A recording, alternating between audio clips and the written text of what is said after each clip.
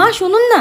হ্যাঁ বলছি, আপনার ছেলে বাজার থেকে একটা এঁচড় নিয়ে এসেছে, কিন্তু কিভাবে কাটতে হয় আমি জানি না। আপনি একটু চলুন না, কিভাবে কাটতে হয় আমাকে একটু শিখিয়ে দেবেন। হ্যাঁ ভগবান, তুমি এত বড় ধেরে একটা মেয়ে, সামান্য এঁচড় তুমি কাটতে পারো না? তা কি জন্য তোমার বাবা মা সাত তাড়াতাড়ি তোমার বিয়ে দিয়ে দিয়েছে? হ্যাঁ, একটা কাজ শিখতে পারোনি? আমার মেয়েকে আমি সবকিছু শিখিয়ে পড়িয়ে তারপর শ্বশুর বাড়িতে পাঠিয়েছি, যাতে শ্বশুর বাড়ির লোকজন আমাকে কোনো কথা শোনাতে না পারে। আর তুমি কি শিখেছো? হ্যাঁ ঠিক আছে মা, যাচ্ছি। হ্যাঁ ওই দেখো, বলতে না বলতে আমার মেয়ে ফোন করেছে। সব কাজ বাজ সেরে তারপর আমাকে ফোন করে। তোমার মতো নাকি মিনিটে মিনিটে বাপের বাড়িতে শুধু ফোন করা? হ্যাঁ মা বল, কেমন আছিস? মা শাশুড়ি শুক্তো রান্না খেতে চেয়েছে, কিভাবে করব বলে দাও। শুক্তো কিভাবে করবি বলে দেবো? ঠিক আছে, তুই এখন রাখ, আমি তোকে পরে বলে দিচ্ছি। ওই কেমন আছি জিজ্ঞাসা করছিল।